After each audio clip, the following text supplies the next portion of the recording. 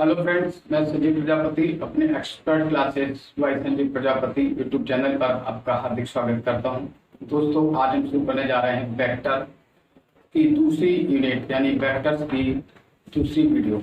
पहली वीडियो में हमने 15 क्वेश्चंस आपको कराए, आपको पसंद आए और क्वेश्चन नंबर 16 के अब हम दूसरा वीडियो शुरू करने जा रहे हैं। आइए ज़्यादा देर ना कर देंगे, क्वेश्चन नंबर 16 देखते हैं। क्वेश्चन नंबर 16 हमारे सामने लिखा हुआ है। क्वेश्चन नंबर 16 लिखा है वेक्टर ए बराबर vector B C, vector A, vector B और वेक्टर सी। वेक्टर ए बराबर हमारे सामने लिखा है 4i minus J, 4i minus J, vector B बराबर हमारे पास लिखा है -3i plus 2j, -3i plus 2j और सी बराबर लिखा है माइनस के, माइनस के। अब हमसे पूछा गया है तो इन सदिशों के संयोग की अनुदिश इकाई सदिश है, तो इन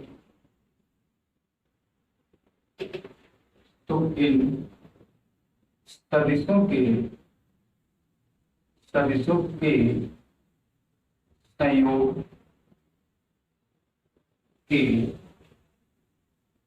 इन सदिशों के संयोग के अनुदिश इकाई सदिश के अनुदिश इकाई सदिश है। हमें क्या पूछा गया? इन सदिशों के संयोग के इकाई सदिश पूछा गया। इन सदिशों का संयोग कर दीजिए यानी जोड़ दीजिए, उनका इकाई सदिश निकाल लीजिए। क्या करना है? जोड़ के इनका इकाई सदिश प्राप्त करना है। इनका जोड़ने पर इकाई सदिश के लिए हम क्या करें? इनको जोड़ेंगे, जोड़ दीजिए। कितना आया? 4i माइनस 3i, कितना हो गया? प्लस का i, यहाँ पर और कुछ नहीं लिखा है, प्लस का i माइनस j 2j, तो कितना होगा? प्लस का j। इसके बाद में यहाँ पर के नहीं है, यहाँ पर के नहीं है, मतलब माइनस के, केवल माइनस के। अपॉन में क्या होता है? इसी का हम लोग क्या करते हैं?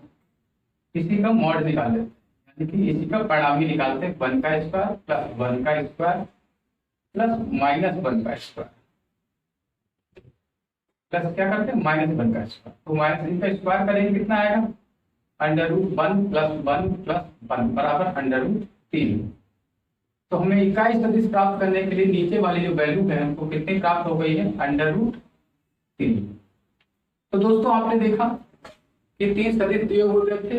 इन दिए हुए तीनों सदिशों का योग और उसमें योग के अनुदिश इकाई सदिश जो प्राप्त करना था वो हम प्राप्त कर चुके हैं। क्वेश्चन नंबर 17 लिखा है विस्थापन, विद्युत क्षेत्र, त्वरण और कार्य में विस्थापन, विद्युत क्षेत्र,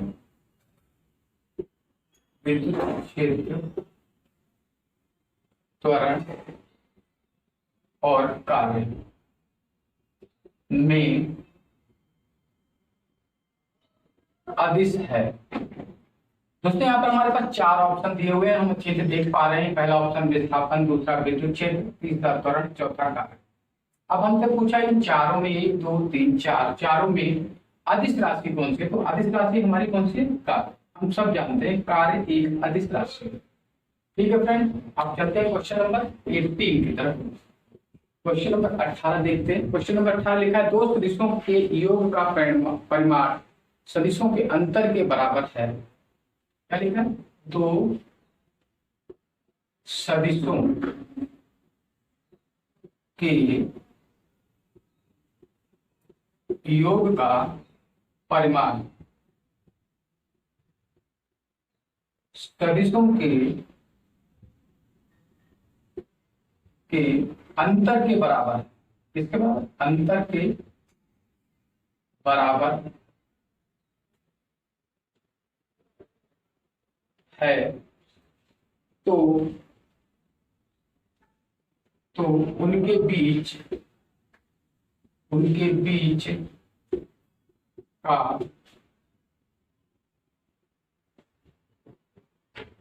कोण, उनके बीच का कोण होगा।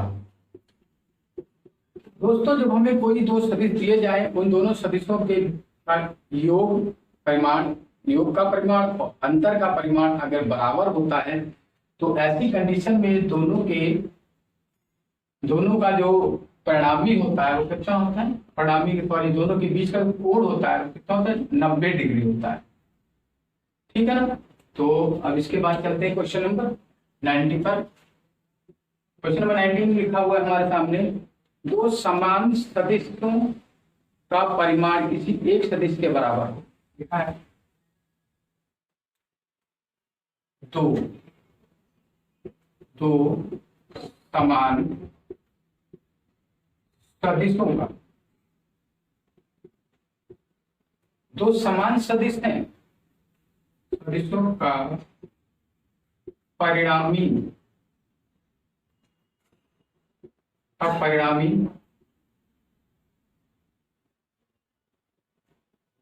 किसी एक सदिश के समान है तो उनके बीच का कोण होगा। दोस्तों जब ऐसी कंडीशन आती है कि दो समान सदिशों का परिणामी हो और उनका परिणामी भी उन्हीं में से किसी एक सदिश के बराबर आए तो उनके बीच का जो कोण होता है, हमेशा याद रखिएगा इसको सॉल्व नहीं करना है, 120 अंश होता है। कितना होता है, 120 अंश होता है। क्वेश्चन नंबर 20, दो सदिशों के परिणामी हमको दिए हुए हैं। क्वेश्चन नंबर 20 लिखा है, दो सदिशों के परिणामी, दो सदिशों के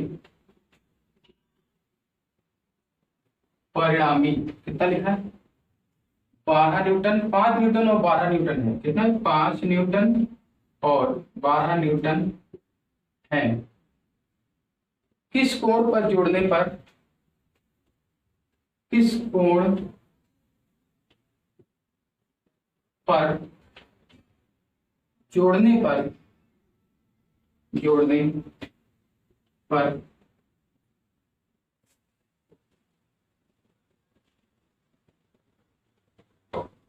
परिणामी सदिश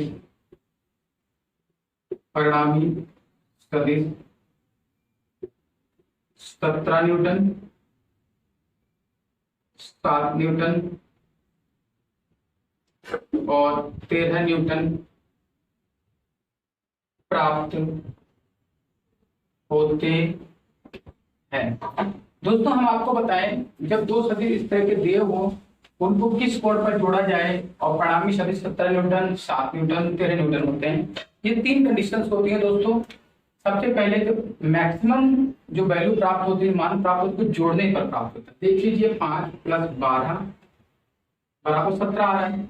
और मिनिमम वैल्यू जो प्राप्त होती है तो घटाने पर प्राप्त होती है, यानी कि 12 में से 5 घटा लीजिए, 12 - 5 उनके अंतर के बराबर, यानी कि कितने हो गए, 7। 7 भी दिया हुआ है। दूसरी वैल्यू हमें प्राप्त होती है 13। 13 का प्राप्त होगी जब इनके दोनों को वर्ग निकाल करके जोड़कर वर्गमूल निकाला जाए, यानी कि इनका वर्ग निकालो 25 और इसका 144 और फिर इसका वर्गमूल कर दिया जाए तो 13 प्राप्त होता है।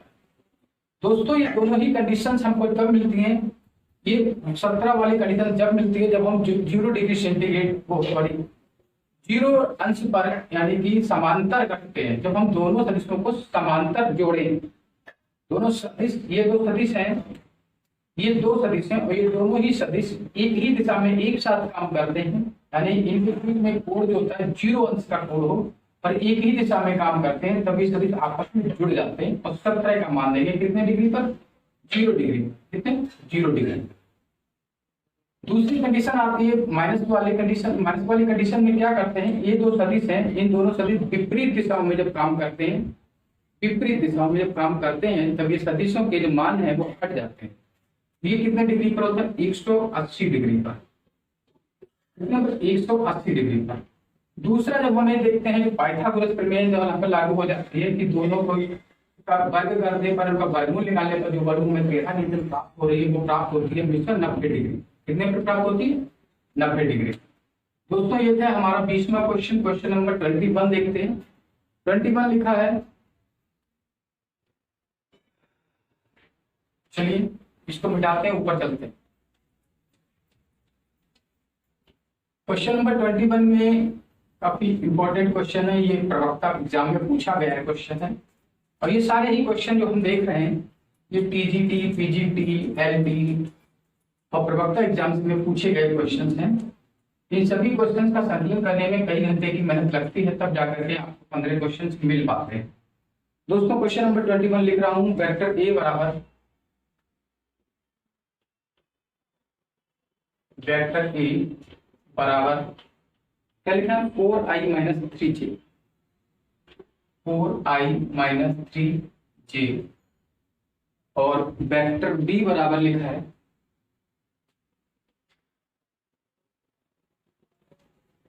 6i plus 8j plus 8j।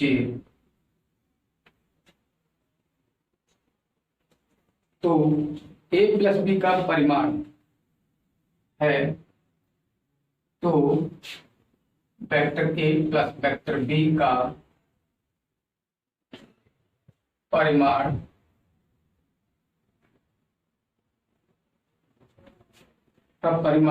तथा दिशा ज्ञात कीजिए, तथा दिशा ज्ञात कीजिए। दोस्तों इस तरह के क्वेश्चन आते हैं तो सबसे पहले इनको जोड़ देते हैं, जोड़ने के बाद का परिमाण निकाल लेते हैं। इनको जोड़ते हैं तो कैसे निकालेंगे, जोड़ेंगे 4i प्लस 6i कितना हो गया हमारे पास 10i और 3j और माइनस 3j प्लस 8j कितना होगा प्लस का 5j।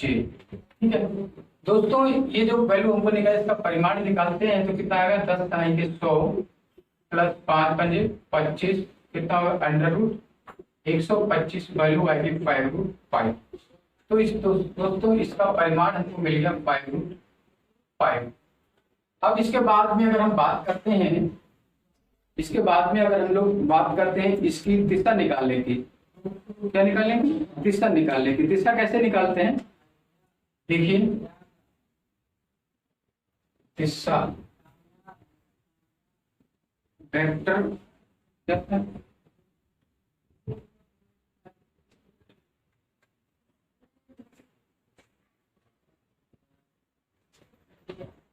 हाँ ठीक है, इसके बाद हम दिशा निकालते हैं। दिशा होगा tan थीटा बराबर होता है बी का परिणामी, यानी जो पी साइड है जो बाई साइड का जो परिणामी हमारा वैल्यू कितना है 5 कितना है 10, कितना है 10। तो 5 बन जाए 5 5 2 10 कितना है 1/2। तो थीटा बराबर हो जाएगा कितना tan इनवर्स 1/2। तो इसकी जो दिशा आती है थीटा बराबर कितनी होगी tan इनवर्स 1/2। ये जो प्राप्त हुआ, हमें इसका परिमाण और दिशा दोनों ही प्राप्त कर लिए हैं जो हमें प्राप्त करनी थी। अब चलते हैं क्वेश्चन नंबर 22 की तरफ। क्वेश्चन नंबर 22,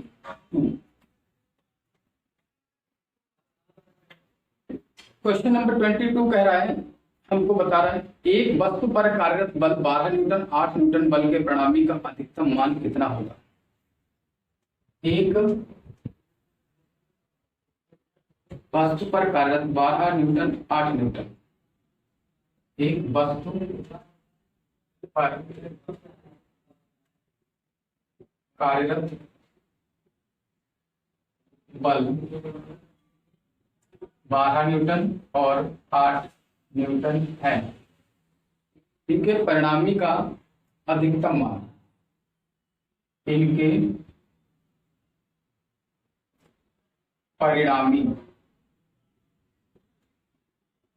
का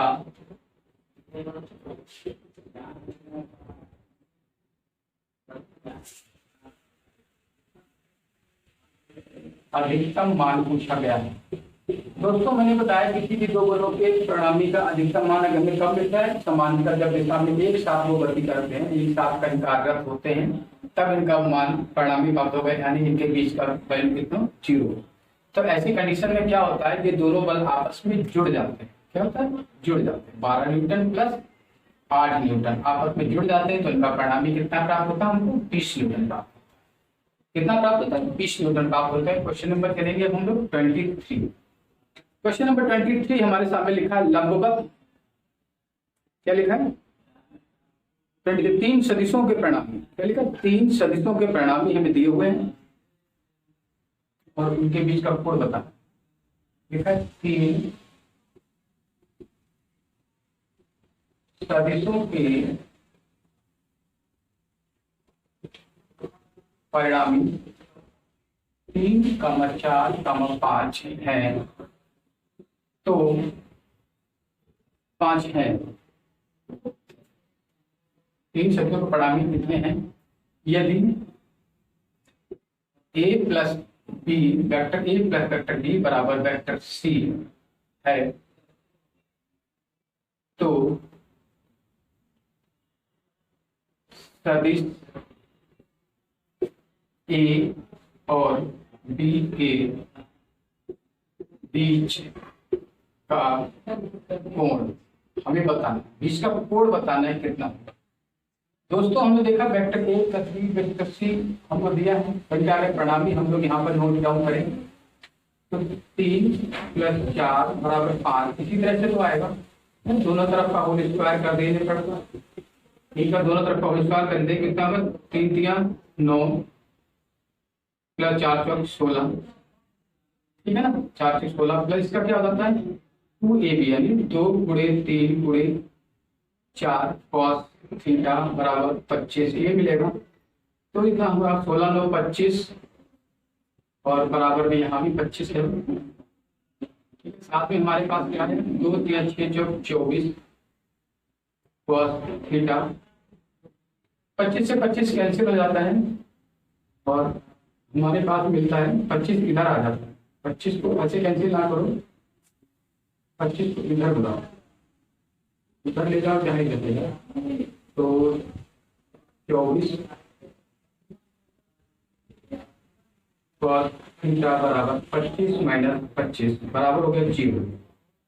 तो cos थीटा बराबर हो जाएगा हमारा 24 cos थीटा कितना हो जाएगा 0। 24 cos थीटा 0 हो जाता है, तो cos थीटा का मान कितना हो जाएगा 0। अब cos थीटा 0 कितना का होता है cos 90। और ए और बी के बीच का कोण कितना आ गया 90 डिग्री। ठीक है फ्रेंड, क्वेश्चन नंबर देखते हैं हम लोग 24। क्वेश्चन नंबर 24 हमारे सामने है, बहुत ही प्यारा क्वेश्चन है। लंबवत कार्यरत बलों F1 F2 का परिणामी बल होगा। लिखा है लंबवत कार्यरत बलों F1 तथा F2 का परिणामी होगा। दोस्तों आप इस बात को ध्यान से देखिएगा, लिखा है लंबवत, लंबवत है ना दोनों, तो इनका परिणामी निकालेंगे तो कितना होगा √F1² + √F2² + 2 F1 F2 cos 90। लंबवत है तो 90 का मान होता है 0, तो ये पूरी वैल्यू कहते हो कि 0। और परिणामी कितना प्राप्त हुआ हमें √F1² + F2²।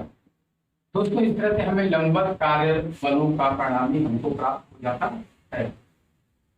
दोस्तों चलते हैं क्वेश्चन नंबर 25 की तरफ। 25 का हम लोग देखिए क्वेश्चन नंबर 25 का 2 सदिशों के अधिकतम और न्यूनतम परिणामी इस तरह है। बहुत प्यारा क्वेश्चन है। 2 सदिशों के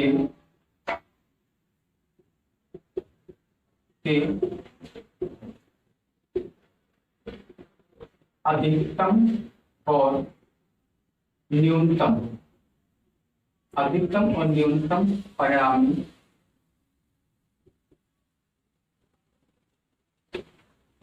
17 और 7 है।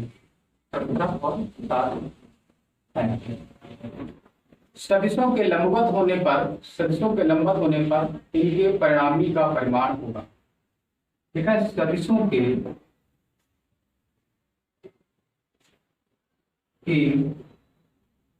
लंबवत होने पर, लंबवत होने पर इनके परिणामी का, इनके परिणामी का परिमाण होगा। दोस्तों ऐसे सवाल जब आते हैं तो हम पहले एक बार में चक्कर में पड़ जाते हैं, क्या करें कैसे करें, लेकिन आपको मैं बता दूं, लिखा है सदिशों का अधिकतम 17 और परिणाम न्यूनतम कितना है 7। तो यानी कि मैंने दो सदिश हैं, तो सदिश a प्लस b का मान कितना हो जाता है हमारे पास 7, और सदिश a माइनस b का मान कितना हो जाता है 7। इस द्विपद के समीकरण को जब हम सॉल्व करते हैं तो यहाँ से हमें a बराबर कितना मिल जाता है, a बराबर कितना मिल जाता है 12, और b बराबर हमको कितना मिल जाता है 5। कितना मिलेगा 5। ऐसी कंडीशंस में अगर हमें आप पता, अब इसके बाद बताया गया ये दोनों सदिशों का क्या बताया, ये दोनों सदिश कैसे हैं, अगर सदिशों के लंबवत होने, अगर उसमें लंबवत है तो इसमें पाइथागोरस प्रमेय लग जाती है। 12 का स्क्वायर प्लस 5 का स्क्वायर बराबर √169 बराबर परिणामी प्राप्त होता है 13। यही पूछा गया था, यही पूछा गया था। ठीक है फ्रेंड, चलते हैं क्वेश्चन नंबर 26 की तरफ। समय बहुत कम है, इस वीडियो को मैं कोशिश करता हूँ कि 30 मिनट से ज्यादा की वीडियो ना बने। क्वेश्चन नंबर 26 लिखा है, एक कण का विस्थापन 12 मीटर पूर्व। 26 में लिखा है एक कण का विस्थापन, एक कण का विस्थापन दिया हुआ है, कितना दिया है 12 मीटर पूर्व, 5 मीटर उत्तर, यानी 5 मीटर उत्तर और 6 मीटर ऊपर की ओर है, 6 मीटर ऊपर है। तो विस्थापनों का योग बताइए। तो विस्थापनों का योग, तो विस्थापनों का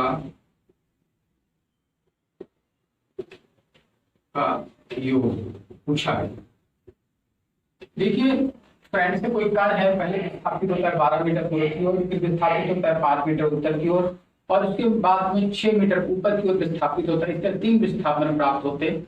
यहाँ पर हमें 3 विस्थापन प्राप्त होते हैं, उनमें विस्थापनों का हमसे योग पूछा जाए तो हम योग इसी तरीके से निकालते हैं। अंडर रूट इसका स्क्वायर करेंगे 44 प्लस 25 प्लस 36, इसको करेंगे तो इसका हमें वैल्यू मिलेगा अंडर रूट 240 70 190 205। कितना मिला 205।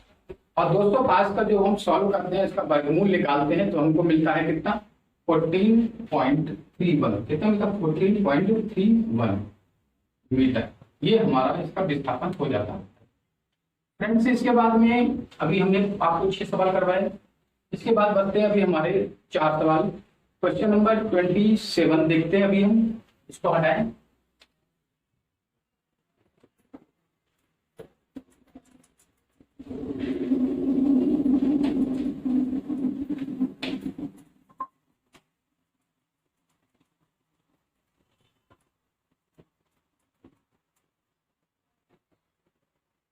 क्वेश्चन नंबर 27 हमारे सामने है।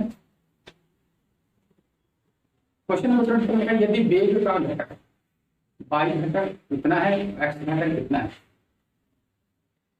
यदि वेग का y घटक 20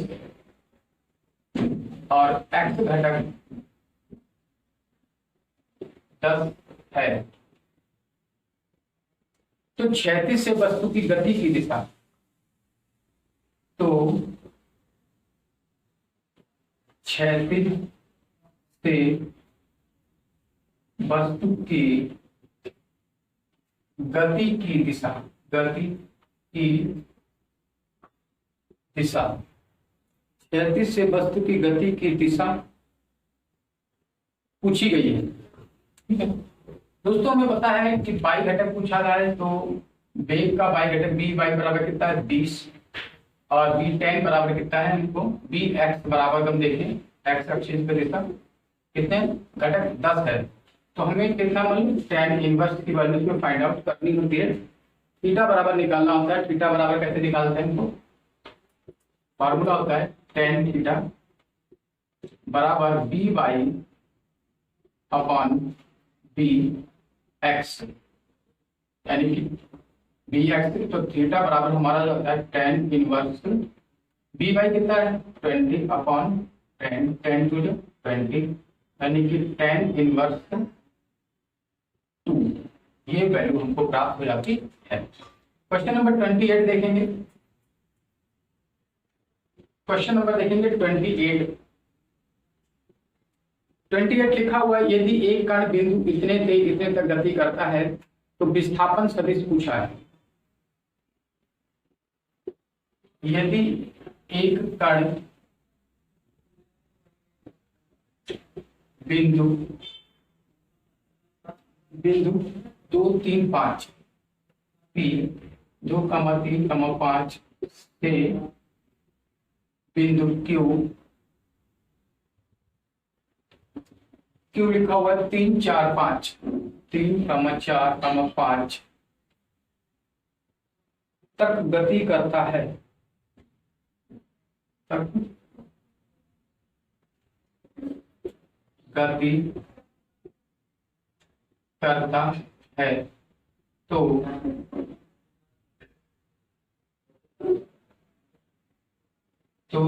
कण का विस्थापन सदिश होगा। दोस्तों ऐसी कंडीशन में क्या करते हैं, विस्थापन निकालने के लिए हम Q माइनस P निकाल लेते हैं।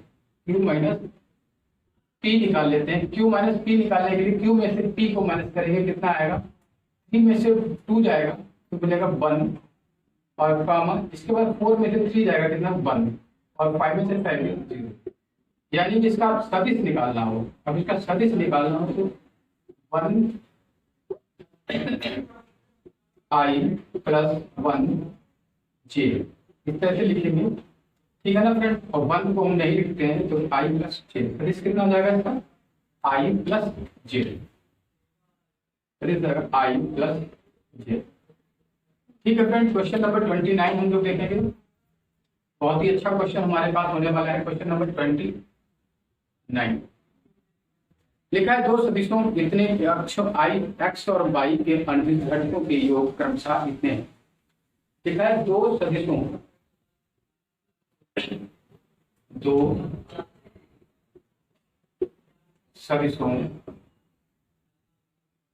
2i प्लस 3j, दो सदिशों 2i प्लस 3j तथा 2j plus 3k, 2j plus 3k के अक्षों x और y के अनुदिश के अक्षों x और y के अनुदिश घटकों के योग, अनुदिश घटकों के योग क्रमशः है।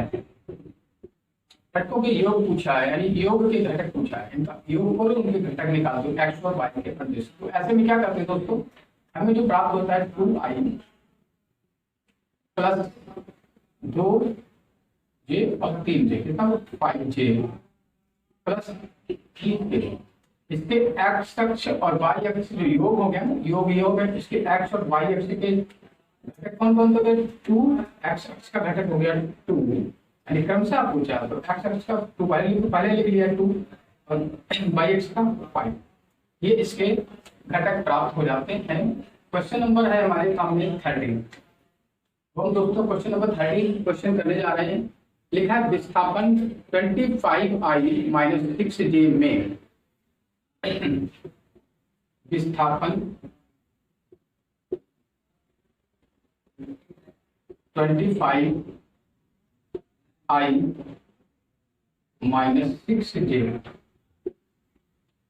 6j में कितना विस्थापन जोड़े, में कितना विस्थापन जोड़े कि जोड़ने की एक्स दिशा में, एक्स दिशा में 7 मीटर का विस्थापन प्राप्त हो। 7 मीटर का विस्थापन, 7 मीटर का विस्थापन